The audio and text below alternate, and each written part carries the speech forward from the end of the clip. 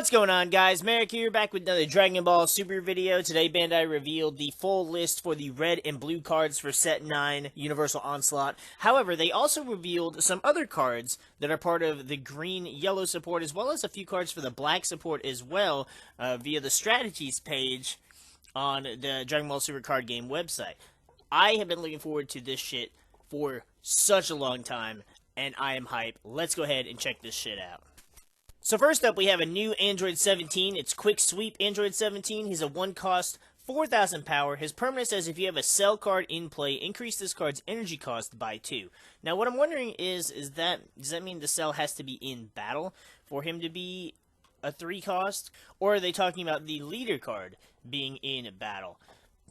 That would allow you to have a 1-cost card that could very quickly fill up the energy requirements for your successor abilities. His activate main for 1 green energy says if there are no cards in your battle area, play this card from your drop area. So it gives you a cheap way to be able to play him, and then the permanent will trigger and allow him to go up to being a 3-cost and then fulfill the role of being a sacrifice for the successor ability. Pretty cool card. Doesn't have any real support whatsoever outside of the successor ability, though, so sadly we cannot use this card with OG Android support. It would just do us no good. The card looks great, though. Now, before we go and take a look at the new Cell revealed, I did want to go ahead and revisit the first Cell that we saw in the trailer for Set 9, though. It's Cell Devourer of the Masses. He's a 6-cost 25,000 with the new successor ability, which basically says for a green and yellow energy, you can sacrifice other battle cards where their energy cost adds up to this card's energy cost. When he comes into play with Successor, you can choose one of your opponent's battle cards, ignoring barrier, KO it, and then your opponent chooses 1 card in their hand, places it in the drop area. So when he comes out, you get to get rid of 2 of your opponent's cards. It's a pretty good trade-off in my personal opinion. And then when this card is removed from the battle area by an opponent's skill or KO'd, you get to draw 3 cards. So you're going to replace himself and the battle cards used to sacrifice to play him. Now, the reason I wanted to revisit this card is because I wanted us to be able to compare and contrast this card to the new Cell's Final Form card, and then go over what we think about these cards and their synergy with the old Cell support. So here we have Cell Unthinkable Perfection. He's actually a 9-cost, still got 30,000 power. This time he's got Triple Strike instead of Double Strike. He's got Successor for 1 green, 1 yellow, and 2 other. Now, getting up to 9 energy, that's going to cost you a couple battle cards for sure. But his auto says if your leader card is an Android card, I mean, you can play him with either of the new Cell leaders, the old Cell leader, Android 17. You can play him with the old 17 as well as the new one, the Android 18. You've got plenty of options for this card now. You can play this card with Successor. Your opponent reveals their hand, choose up to 3 battle cards in their hand, place them in the drop area, then choose one of your opponent's leader cards and negate its non-keyword skills for the duration of the turn. So if your opponent's leader has any skills that would allow them to get a power boost, or allow them to negate your attack, or anything like that, Cell says, fuck all that. I don't really think that ability is going to be a factor too many times. Getting to look at your opponent's hand and rip 3 cards out is really nice. Is it as nice as being able to make them discard their hand until they have 3 cards? No, not really, but this lets you take a peek at everything they have. So in a way, you can kind of see what's coming and be able to kind of plan your strategy around what you know they can possibly do, because they can't catch you off guard with anything. So to each their own. I still kind of like the old Cell better, but this one is a fantastic card as well. Now, the reason I wanted to touch up on both this Cell and the 6-drop Cell is because I wanted to make a point that Bandai specifically said many sets ago that they were limiting Cell Growing Evil Life Form, the 3-drop Cell that starts the Cell chain, to 1 per deck because they felt it would limit future Cell support. They felt that it would be too good with future Cell support. But I want to point out that at no possible time can you play the new cell support with the old cell engine? You can play them, you can get them out with the old cell chain. But for what? They only get their abilities when they are played via the successor ability on the card. So if you play them via the Union Absorb ability from the Union Force cell support, you're not going to get their abilities off. The only upside, the only thing you could really justify with that is if your opponent has no fucking cards in their hand, or you know they don't have anything they can stop you with, or they're tapped out of energy, or, you know, whatever you want to go with, and you go, okay, I can cell chain into Cell Unthinkable Perfection, and I can go for a triple strike attack versus a double strike attack that the old Ultimate Perfection Cell had. That's really about it. So at no point have we seen any cards. Now, we'll reserve judgment. We'll reserve judgment because we haven't seen green and yellow. But so far, there has not been a single cell card that we have seen that even if Growing Evil Lifeform had stayed at 4, could it possibly do anything? We're not going to touch on the argument of Perfect Force Cell or it hinders Perfect Force Cell, but then we still got Gogeta. Why isn't Gogeta? We're not going to touch that because that's a pointless argument that Bandai doesn't give a shit about. But the fact that it doesn't change anything with these cards, so there's no point in hindering those. And what if people want to play old school cell support? One, we have enough counterplay cards. We have enough stuff to stop the cell chain. If you get cell chained, if your opponent outplays you and manages to drop the chain on you, they deserve that. They deserve that win. So, but that's why I wanted to be able to compare and contrast these cards so we could get that off our chest. I would love to hear what you guys think. I know some of you really hated the cell chain, and some of you did not. Some of you were just indifferent either way. But I would like to hear your legitimate opinions on Growing Evil Lifeform being limited to 1, and the fact that it doesn't fucking matter because you can't use the successor cell cards with the Union Absorption chain anyways. We also got a new Super 17 card coming, Total Eclipse. He's a 6-cost, 20,000. He's got Barrier and Successor for 1 green and 1 yellow. His auto says, if your leader card is an Android card, when this card attacks or is placed in your drop area from your battle area by a skill, draw 1 card and then choose up to 1 of your opponent's cards and switch it to rest mode. So, anytime he attacks, you're going to draw a card and switch a card to rest mode.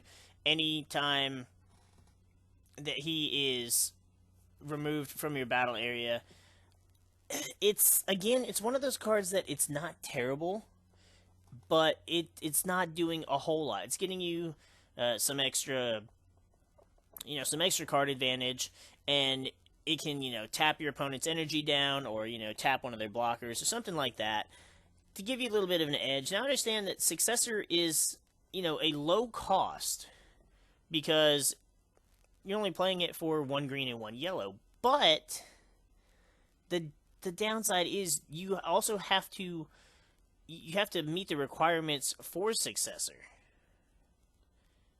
So, you're losing cards to play them. So it's not like you're getting an overbearing amount of hand advantage off these abilities. What I do like about this Android 17, though, is he doesn't have to be played via Successor. You can play him via the Super 17 chain. So I'm kind of upset that this Super 17 can do that, but Cell cannot, as his abilities are not restricted to him being played with Successor. We also got to look at the new Topo Mortality Surpassed. He's a 6-cost green-yellow with 25,000 and Barrier. He's got Successor for 1 green and 1 yellow. And his auto says, when you play this card, or it is placed in your drop area from your battle area by a skill. Now notice this one says by a skill, and it doesn't specify by your opponent's skill. Choose one of your opponent's battle cards, ignoring Barrier, negate that card's skills, and then KO it. So, he's getting rid of anything off the board, no matter what it is. Because he is going to negate the skills, so he would even shut down Indestructible. So, not even Zamasu is safe from God of Destruction Topo. So this is a pretty cool card. It's the first Universe 11 card we've seen from Set 9. So hopefully we'll get some cool Universe 11 support. But this card, if this is any indication, should be a lot of better cards than we got with like the Tournament of Power support. Up next, we have our black leader. It's going to be Bibbidi this time around, so we finally have a Bibbidi leader to go along with Bobbidi and Boo. His auto says, when this card attacks, draw one card, and this card gets plus 5,000 power for the duration of the turn. Super generic. Now, his Awaken ability is what's really interesting. It says, when you have no cards in your hand, you may draw 3 cards, choose 2 cards in your life and add them to your hand, and then flip this card over. That's a really unique Awakening ability, and I'm so happy we're getting more Awakening skills, instead of just the generic, when your life is 4. Nah, this is really unique. However, I love that my Chilling Terror hits this leader, so go ahead, Awaken, but I'm not letting you draw shit. On the Awaken side, we have Majin Buu, one with nothingness. So we already knew that Majin Buu was going to be black. I really don't like it, and I especially don't like it because this leader supports mono black. Nothing wrong with that. I still like mono-colored decks, but I hate that you can't really mesh it, from what we've seen so far, with the old red and blue Majin Buu support. In fact, I think red and blue for this set should have been Majin Buu, and Frieza or Cooler should have been something else, but that's here nor there. Or maybe the Universe 7 should have been something else. His auto says, if you have no cards in your hand, at the end of your turn, draw 5 cards. Like, what the hell? What the actual hell? So, okay, go ahead and just be as aggressive as shit. Play all your cards, all of them, combo them, Awaken. Now you have 5 cards again. Attack, play more cards, have no cards in hand. End of the turn, 5 cards in hand. Like, what the hell? His Activate main says, choose one card in your hand, place it in your drop area, choose one of your opponent's battle cards with energy cost of 3 or less, and place it under this card, or this card gets plus 5,000 power for the duration of the turn. So, you can give yourself a power boost by putting a card in your drop area. That's really only going to be helpful, I guess, for extra cards, because it's not really any different than getting to just combo the card. But, getting to absorb a 3 cost or less is kind of terrifying. Barrier, and if you're playing Zamasu, that Indestructible is going to save you from this Buu leader. I also hate that not only can you not play Buu Make You Cookie with this leader, but I hate that he has a free built-in Buu Make You Cookie, because that's one of my favorite cards. It's unique, and I feel so disrespected. Then we have Majin Buu, Ghastly Rampage. He's a 2-cost, 15,000 power. His Activate main says, if all of your energy is black. See, this is where I say, like, it supports a mono-black deck, and I hate that. You have no cards in your hand, and you place this card in its owner's drop area. Choose one. Choose up to one black Majin Buu card with energy cost of 3 or 4 in your drop area and play it. If you have 3 or more energy, choose up to one black Majin Buu card with energy cost between 3 and 6 in your drop area and play it. So, this is going to be the guy, you're going to play him for 2 energy, you're going to do your Activate main, and then you're going to switch him out for a more powerful Majin Buu card. Now, I'm looking forward to seeing which cards we can use, like what we can, what we can go with, what we can bring out with this card. I hate that, it's like I don't get it. Like, they hate on certain characters so much. Like, Gogeta gets support after support after support, and the Vegito support is kind of mediocre. Cell and Majin Buu. We get new Cell and Majin Buu cards, new Android cards, but you can't play them with any of the old stuff. But then here comes characters like Frieza, that you can mix and match this stuff, because it all just requires Frieza Clan. It doesn't care what the color is. There's no restrictions on it. As long as your stuff is like Frieza, it all supports itself. And Bandai does that a lot with certain characters. Frieza, Goku, Gogeta, like the stupid favorites Vegeta all the time. Where characters like Majin Buu, Cell, even Goku Black, all those characters, Trunks, Gohan, they just kind of get shit on. And when we get support like this, it's not even really support. Yes, I realize like they're separate archetypes, and you should be able to run them separately, but they should also make it to where you can kind of run them, intermingle them together. That's having the ability to do that is what sparks the creativity that brings some wild imagination to this game. Then we have hopefully, one of the Majin Buu 6 drops that can be played with that card. It's Majin Buu Supreme Evil. He's a 6 drop 20k. That seems pretty low for a 6 drop. His permanent says this card can't be removed from your battle area by your opponent's skills. So he has to be killed in battle, or he has to have his power reduced. His other permanent says when this card is in rest mode, your opponent cannot use non-leader card skills to add cards from their deck to their hand. Kind of an annoying ability, but not super overbearing. And then his activate battle says for 3 energy, this card gets plus 10,000 power and triple strike for the duration of the turn. So he's, 30,000 triple strike. That's not bad at all. But we also have, blue Majin Buu that does that. And except he gains 30,000, and he's already 30,000. So he's 60,000 in triple strike. And while this one says he can't be removed by skills, you can, barrier the ultimate evil Majin Buu, so I don't know. This isn't a bad card. It is kind of underwhelming, though, for me. And now, I know that we're going to get more Majin Buus you can play, and I hope that more of them are good. Because this one by himself isn't doing anything.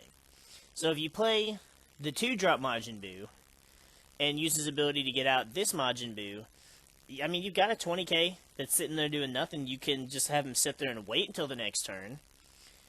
But, I mean, that's just really, bland and boring. You could attack with him, but then you're not going to get to use the activate battle ability, and he's going to be run the hell over because he's just 20k and has no abilities to defend himself. So I'm really hoping that we get some better Majin Buu cards to be able to go into, and not just this one. Not that this one is a bad card, I just want to see something that has a little bit more flair to it. Up next, we have the prize support for draft events. The first place champion will get a new Ribrianne Massive Love. She's a 4-cost 20,000 green-yellow with a rival for 1 green energy. Her auto says, when you play this card or it is placed in the drop area from your battle area by a skill, choose up to one of your opponent's battle cards with an energy cost of 4 or less and KO it. Not a bad ability, since it does trigger when it comes into play and when it leaves the battle area. I am ridiculously happy it is a 4-cost and not a 5-cost, because if it was, and you could go from this for 1 energy and then EX evolve into the promo, no. No. No. I know Adrian's gonna be upset. I'm sorry. No. I cannot stand behind that at all. Top Cut will also be getting reprints of Vegeta making an entrance, as well as Super Saiyan Broly Unforeseen Force. Now, the cards themselves are not too terribly great cards. They are fantastic looking cards, though. I don't really care for Broly that much, but the Broly card looks really fucking good in particular. So, gonna be looking out for some draft events, and I have no desire to get any of these cards. However, I absolutely need the champion mat for the draft battle events. It's freaking Cell. It's got Cell's first form, which is my favorite form, Cell's second form, which kind of looks a little bulkier and a little weirder than he normally does here, and then perfect Cell with the Kamehameha. Like, this mat is fire. I love this mat. The colors look fantastic, and I just love Cell. I love seeing Cell finally get into the limelight. Everybody seems to hate on Cell because of Set 2 Union Force, because Cell made them discard their hand, and they were upset about it, or the leader kept KO in their cards, and they were upset about it. But Cell as a character has been shit on in this game. We've gotten no support for him. We've gotten really support for all the other major villains. Buu has gotten support in several sets. We're not even going to talk about Frieza. Cell finally is getting some recognition, and this match just looks fantastic. I want to find some of these draft events. Hopefully there will be some near me or relatively near me so that I can go and have a shot at getting one of these mats and bringing home a W for you guys. Then lastly, we have support for the Team Wars event. First place, the champions get Deborah Darkness Perfected. He's a 3-cost black 15,000 counterplay. It says play this card. His permanent says if all your energy is black, reduce the energy cost of this card in your hand and drop area by 1. Notice how it says drop area. That's kind of odd. It does suck that he'd be a 2-cost counterplay. I would like it if he dropped him down to 4, because I would love to see more Deborah stuff. His auto says, during your opponent's turn, whenever you play this card, choose one of your opponent's battle cards, and it can't attack or activate skills for the duration of the turn. That's, I'm disappointed in the ability.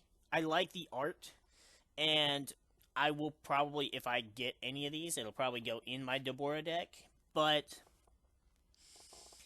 I feel like this card could be better. It's kind of like, it's like the Rebrienne. Like, it's not a terrible card, but it could be better. And this just, it comes out, you pay 2 energy to drop a skillless 15,000 battle card, and he can, choose a card that your opponent can't attack with, but that's it. Or you could just, play a 1-cost counter attack. Or a free blocker. Like, he's cool, but I don't see it as being something super sought after, something that's really gonna, have a lot of play. And then, of course, we've got Denial of Hope getting a reprint, and King Vegeta from, it was either set 7, I think it was set 7, might have been set 8, I don't remember. It's been a long day, but pretty dope looking alternate arts there. The Denial of Hope is definitely going to be sought after, just because it's a damn good card. The art is fucking fine, and it's going to really be, it's going to see a lot more play. The King Vegeta is pretty cool. The art is great, but it's a lot more gimmicky, and you can't splash it into a lot of decks like you can with the Denial of Hope. The mat, on the other hand, I have no desire to get whatsoever. Again, Adrian, I know, I'm sorry. If I participate in a Team Wars event, if I manage to get a good team going, and I win one of these, we'll work something out. And I'll let you have this mat. I do not like Universe 2. I do not want this mat. The colors are nice. I like the color scheme. I like how it's got their weird transformations, and then, it's got the 3, just girl forms up in the top behind them. That's cool. But if it were anyone else, it would, this should be something that would have been, a Universe 7 mat, or, Frieza, Cooler, King Cold, or Androids, or Cell, it's such a cool concept, but I feel like it's so wasted on the fucking maidens, and it just, I hate it. Well, that's going to go ahead and wrap it up for this video. We got to see a few of the new green and yellow cards. We got to see the new black leader, and a few of the new Majin Buu support cards as well. The promo work, the alternate art for prize support for bigger events is really nice. The card choices are questionable, to say the least, but the alternate art that they do for them is fantastic, and definitely merits bragging rights for having them. The mats, on the other hand, they're both great looking mats. I will not deny that the U2 mat looks good. I just hate it. The Cell mat, on the other hand, looks amazing, and I fucking love it. Honestly, I'm not sure about this video which was the highlight for me. The 9-drop Cell or the mat itself. Let me know what you guys think in the comments down below. What do you guys think about the tournament support for these bigger events? Are you looking forward to going to any of these events? Are you more interested in the Team Wars or the draft events. Personally, they both sound like fun. I've always loved draft play, especially back in my Yu-Gi-Oh days, or back even in Pokemon days. Draft play is just so much fun because it's so random and you're not playing the same thing every time. As far as the cards revealed go, if Majin Buu, which it seems like most of the Majin Buu stuff is going to be Evil Buu, or rather Super Buu, and Kid Buu, maybe some Majin Buu absorb stuff. We probably won't get a lot of Fat Boos, if any, which is kind of sad. But if we can get at least an SPR Majin Buu in this set, and if that 9-drop does not get an SPR cell, I'm going to be highly upset. I'm still upset that even after all this time, I've only managed to pick up 2 copies of OG SPR cell. So I really want to see him get some beautiful SPR artwork. But anyway, we're going to go ahead and get the freak out of here. Let me know in the comments down below what you guys think and what you're looking forward to the most. And we'll see you guys in the next video.